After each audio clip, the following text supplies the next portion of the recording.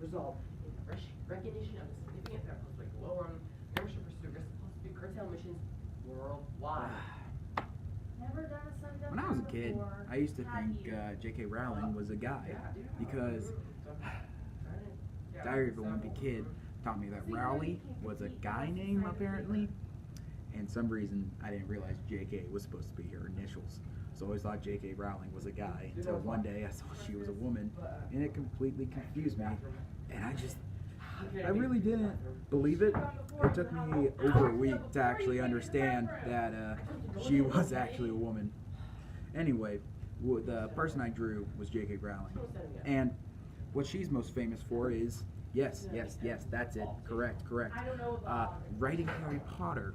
Yeah, it's a very small, independent series. You know, not many people know about it, but you know, he's slightly known.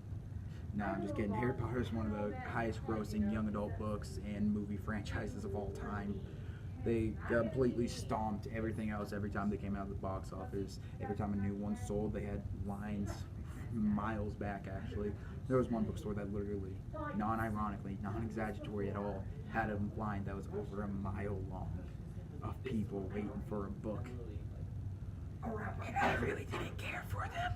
I mean, they were okay. I read like the first three. I was like, they're fine.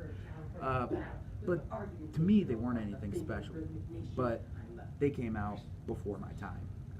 When the last one came out, I think I read, oh yeah, that's it, Cat in the Hat. I'm pretty sure Cat in the Hat was the most recent book at that time that I read when the last Harry Potter book came out. So I missed the actual launch time of them, you know, when everyone was like super into them. But I still got to read a few of them, and they just weren't really my thing. I really didn't enjoy them. They were simple. But for a lot of kids, they were congruent to how they grew up and became who they are. And also, in a way, the kids who read the books as kids grew up to actually slightly influence the series later on in its lifetime. Okay, so I'm going to talk about how the kids grew up with it. So the original generation that had them released with their television grew up and read through them. It was really perfect for them because the books were released at about the same rate, like as in the characters in the book grew up at the same speed as actual human people, which, coming out loud, sounds like a duh. Why wouldn't they do that? But if you look at it, a lot of media for people has characters always just staying the same age, never aging up or anything.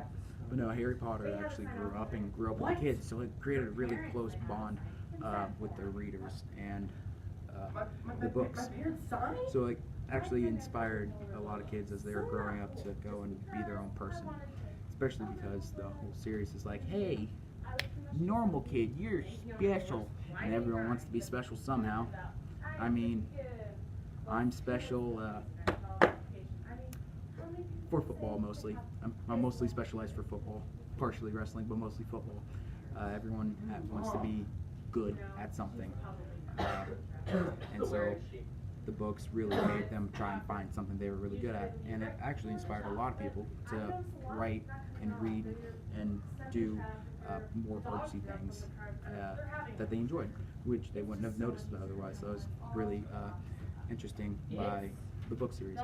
And the way the kids influenced the series later on is with the release of Harry Potter and the Half-Blood Prince, which is actually stagically not a book, but semantics.